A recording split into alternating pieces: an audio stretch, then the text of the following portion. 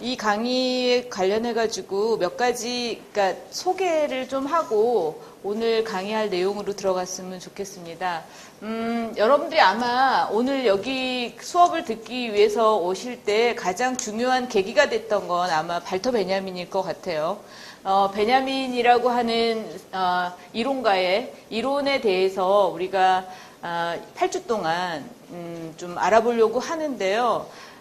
이 강의에서 가장 중요하게 생각하는 거는 베냐민의 미학이 어떤 내용을 가지고 있는가에 대해서 아주 개괄적인 부분에서 디테일한 부분까지 들어갈 거고요. 그러면서도 단순히 베냐민이 뭐라고 했는가라고 하는 베냐민 미학을 계속 모방적으로 공부하는 데에서 멈추지 않고 사실은 그런 이론들을 계속해서 우리가 생각하고 의미를 파악하고 그리고 그 의미들이 죽은 의미가 아니라 내가 지금 현재를 살아가고 있는데 동시대를 이해하거나 이를테면 자신의 어떤 사고와 인식을 좀 키워나가는데 구체적인 도움이 되도록 말하자면 자기 사고가 생산될 수 있도록 하는데 이 수업의 가장 중요한 역점을 두려고 합니다.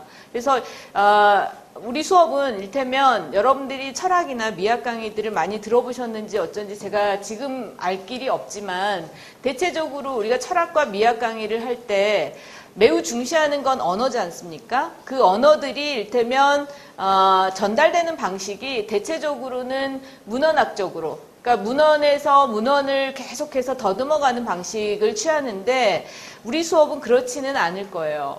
오히려 여러분들이 사전에 제가 제시한 텍스트들을 읽어올 거라고 전제를 하고 그 전제 안에서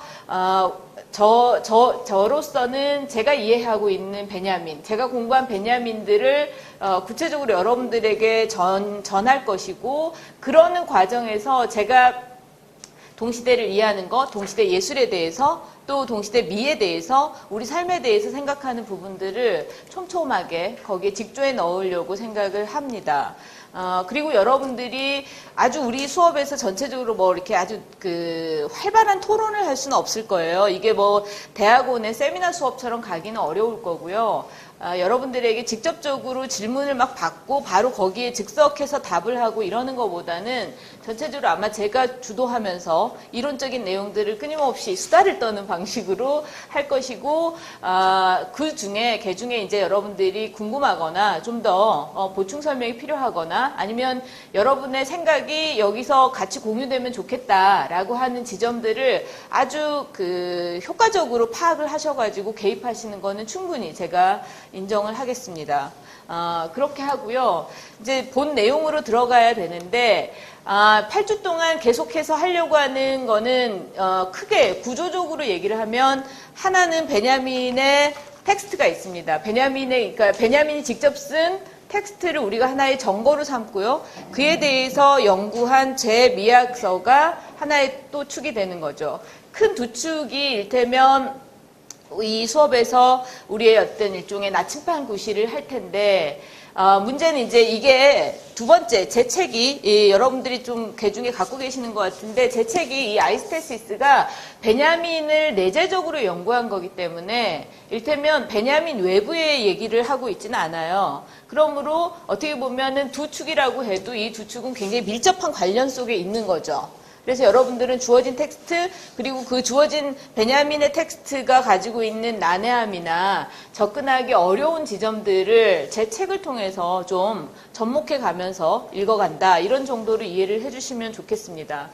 자, 그리고 매번 우리 수업에서 제가 PPT를 준비하지는 않을 거예요. 그런데 오늘은 개강 첫날이기도 하고 또 오늘 이를테면 단추를 좀 잘 깨야지 그 다음 수업부터 좀 편하게 베냐민의 어떤 길목들을 들어갈 건지 베냐민이라는 이론가의 전체 사유가 어떤 구조 속에 있거나 어느 지향점을 향하고 있는지에 대해서 알 수 있지 않겠나라는 생각이 들어서 제가 PPT를 준비를 했는데 PPT에서 뭐 대단히 시각적으로 볼만한 거는 하나도 없어요. 실망시켜드려서 아주 죄송한데 PPT도 한 10개밖에 안 됩니다. 슬라이드 10개 안에서 제가 여러분께 보여드리려고 하는 거는 베냐민의 구체적인 문장들을 제가 부분에서 인용을 해왔어요. 일부러. 그리고 그 부분들이 가지고 있는 함의들을 베냐민의 전체 철학과 미학의 사유 내용 안에서 다시 한번 지형을 그려보는 식으로 소개를 하려고 합니다. 이것들이 좀 이 PPT 슬라이드 10개 안에서 내용들이 좀 잘 해석이 되면 이제 구체적인 텍스트로 갈 때 우리가 아주 막 길이 하나도 안 보이는 곳에서 헤매거나 문장의 어떤 문학적 수사 같은 것들에만 빠지지 않고 베냐민의 어떤 그 이론들의 지향점들을 살피면서 갈 수 있을 거라는 생각이 듭니다. 그리고 이것들을 전반부에 하고요. 그 다음에 후반에는 여러분에게 지금 미리 제 강의록을 드렸는데 이 강의록을 가지고서 2개의 텍스트, 베냐민의 독일 비해극의 원천이라는 주어진 텍스트와 그리고 그에 대해서 베냐민 철학의 이념, 개념, 현상, 극단들, 성좌라고 하는 개념들을 이해해가는 식으로 후반부를 하려고 합니다. 자, 제가 오늘 하려고 하는 내용의 제목을 베냐민 사유 또는 미학의 지도라고 했는데요. 사실 베냐민을 제가 이론가라고 말하면서 어떻게 보면은 그 전공을 좀 모호하게 안 밝히고 있지 않습니까? 그죠? 그러니까 대체적으로 여러분들이 베냐민을 여기서 만나기 이전에 어디선가 만났다면 제가 보기에는 베냐민의 아주 그 문학적 수사들이 뛰어난 단편들을 통해서 만났을 거라는 생각이 들어요. 그만큼 베냐민은 글을 잘 쓴 저자입니다. 근데 이 저자가 일테면 비학문적이냐면 그렇지 않아요. 굉장히 아카데믹한 이론가였음에도 불구하고 현재 베냐민이 동시대에 수용되는 맥락들은 소위 학자나 이론가적 측면보다는 소위 문필가적 측면 또 비평가적 측면들이 강조되고 있죠. 물론 저처럼 이렇게 이분법적으로 나누는 것조차도 어폐가 있긴 하지만 일단은 베냐민의 이를테면 제자리를 찾아준다라고 말할 때는 그냥 저널리스트나 아트 크리티시즘이라고 말하기는 어려워요. 오히려 베냐민은 철학 논문을 통해서 그리고 교수 자격 취득 논문을 쓰면서 자기 자신이 정립하려고 했던 입장이 뭐냐면 학자적 입장입니다. 근데 재밌는 거는 그 학문을 탐구하는 베냐민의 소위 경로가 전형적인 관념론 철학이나 미학에 있지 않았기 때문에 그게 아카데미하고 접점을 찾지 못했어요. 그 지점에서 우리는 역설적으로 베냐민 철학과 미학의 독창성을 얘기할 수 있고요. 또 한편으로는 아카데미에서 받아들이기 힘든 어떤 비의적 차원들, 베냐민 미학의 비의적 차원들을 이해할 수도 있습니다. 근데 이제 포괄적으로 얘기를 하면 베냐민에 대해서 이런 식으로 얘기를 하죠. 철학자였다. 미학자다. 그리고 당대 최고의 독일어를 쓰는 최고의 비평가였다. 이런 식으로 이해가 되고 있습니다. 현재적으로 수용을 할 때도. 그런 의미에서 베냐민이 무엇을 했는가라고 할 때 좀 뭉뚱그려서 얘기를 하자면 띵커다. 그러니까 사상가다. 내지는 그 사람이 한 거는 사유다라고 이해할 수 있을 것 같고요.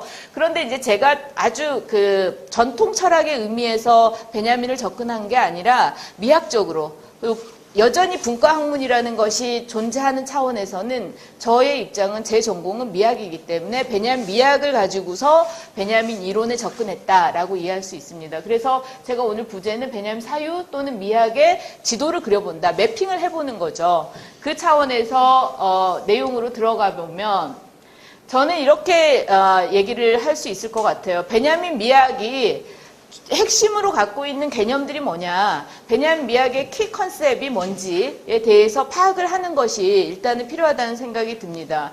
근데 여러분들이 예술 철학을 공부해봤던 아니면 예술 이론이나 미학을 공부해봤던 간에 대체적으로 어떤 방식을 취하냐면 예술 내재적인 방식을 취하죠. 예술 내부에 그리고 예술 작품에 집중하는 경향이 있는데 베냐민의 미학의 가장 뛰어난 점은 거기에 있는 것 같습니다. 예술의 내재적 차원이 아니라 예술을 이루고 있는 복합적인 성격과 예술이 위치해 있는 그 총체적인 차원들을 동시에 보려고 했던 것. 이게 이제 베냐민의 가장 뛰어난 미학적인 어떤 성과라고 생각을 하는데요.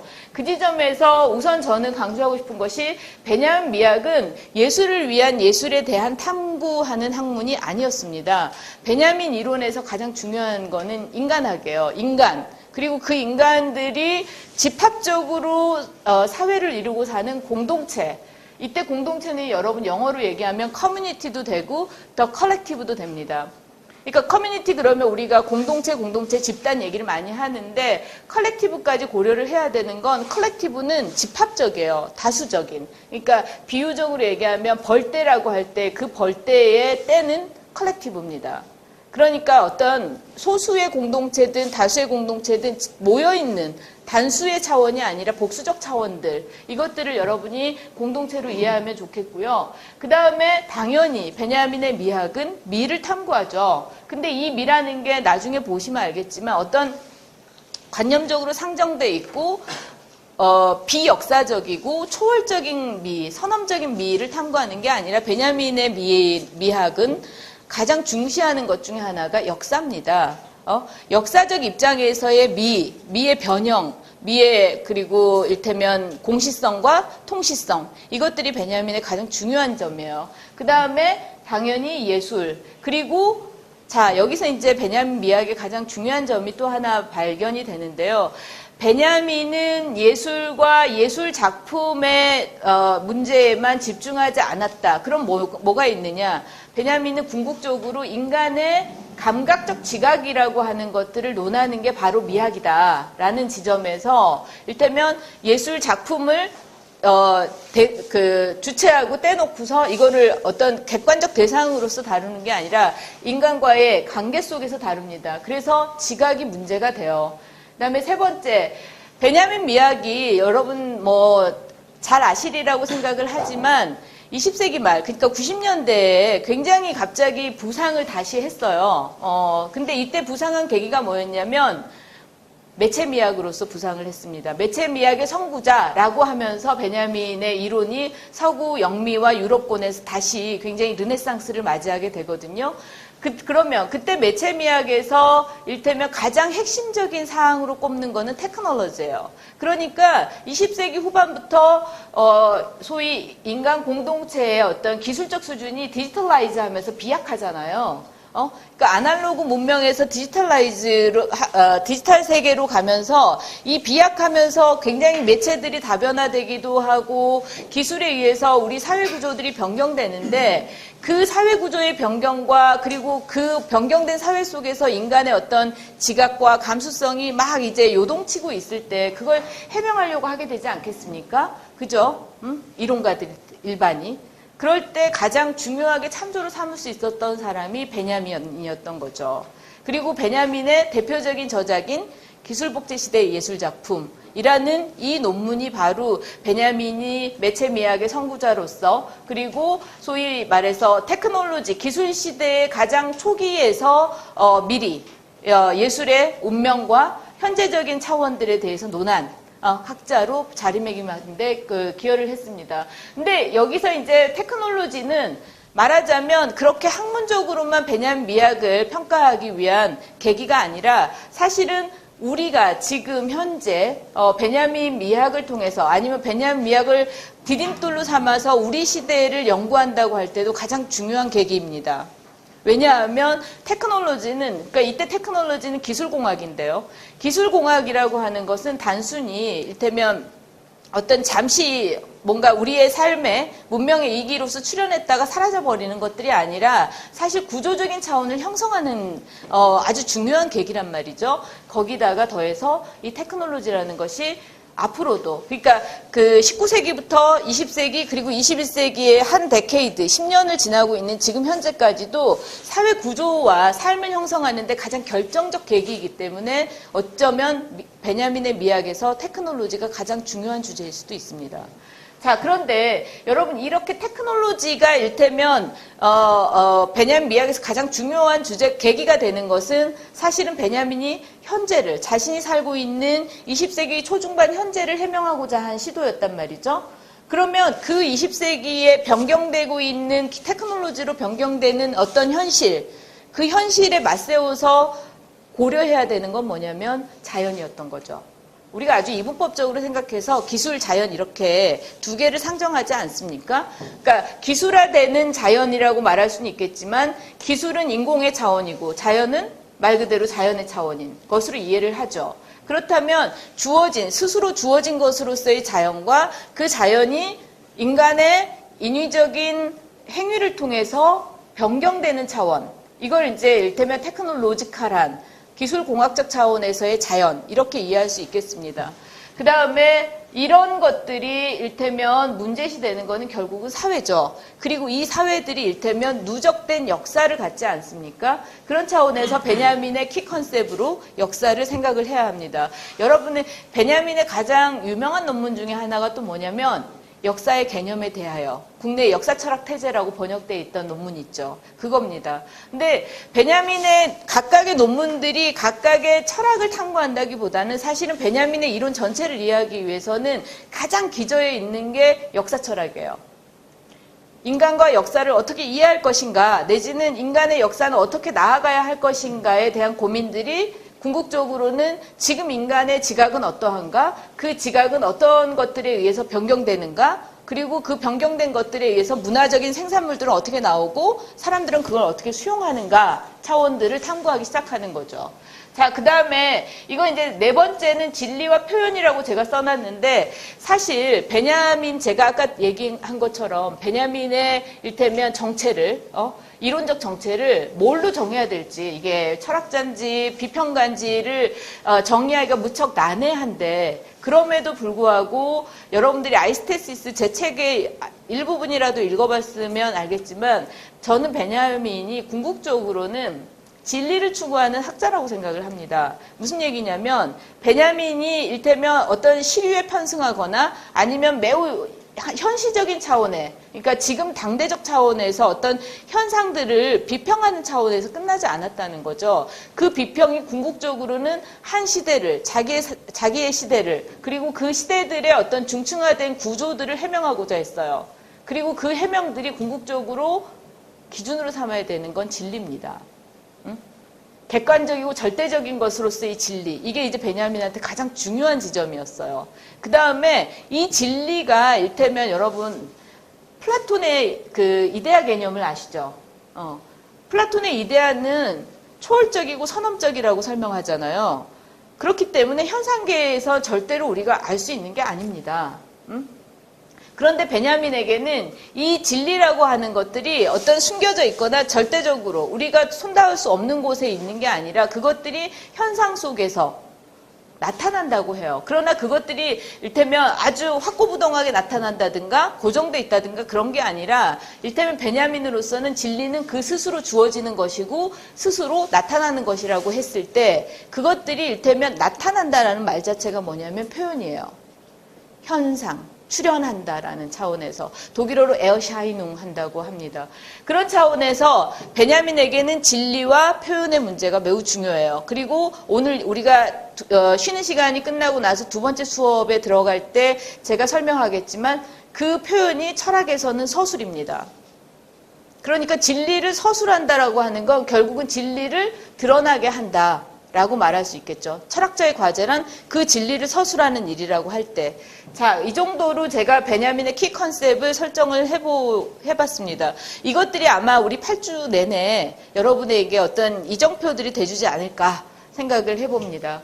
자, 그 다음에 제가 좀 전에 여기서 진리와 표현 문제를 얘기를 했지 않습니까? 그런데 베냐민에게는 이 진리와 표현이라, 그러니까 굳이 우리가 분과학문으로 다시 나누면 진리가 형이상학. 이다. 형이상학의 과제지 않아요? 진리를 추구한다는 건. 그 다음에 표현은 사실 예술, 문화, 그리고 우리의 일상적 삶 이런 식으로 생각해 볼 수가 있겠죠. 근데 이거에 대해서 우리가 전형적으로 어떻게 이해를 해야 하냐면 피직스, 그러니까 자연 내지는 물리적 자연, 그리고 주어진 자연이 아니라, 그러니까 주어진 자연인데, 그러니까 물질적인 차원들, 현상계, 이것들을 피직스라고 얘기를 하고요. 그의 상위에 있는 것들, 그리고 그거를 넘어서 있는 것들, 그러니까 물질적 차원의 그 윗구조, 이거를 메타피직스라고 하죠. 여러분, 메타피직스는 형이상학이에요. 그죠? 형이상학이 메타피직스입니다. 그러니까 말 그대로 한자를 풀어보면 형이상학인 거예요. 형의 상학에 있는 것들이 메타피직스인 거죠. 그러니까 형이하학이라고 우리가 농담으로 얘기하는 그게 바로 맞습니다. 그러니까 이 현실적인 물질계적 차원과 그 차원에 대해서 대립적으로 있는 게 아니라 그거보다 상위에, 그걸 넘어서 있는 게 메타피직스, 형이상학 이렇게 이해할 수 있는데, 우리가 이를테면 형이상학 이러면 진리, 선, 이념 이런 것들을 추구한다라고 하죠. 그리고 그것들은 우리가 현상계에서 설명하거나 경험적으로 증명할 수 있는 게 아니다, 이렇게 철학에서 공부를 합니다. 그런데 베냐민의 이론이 굉장히 특별한 거는, 그리고 왜 20세기 말에 소위 포스트 모더니스트들이 그렇게 베냐민의 이론에 열광을 했었냐면 이 측면이에요.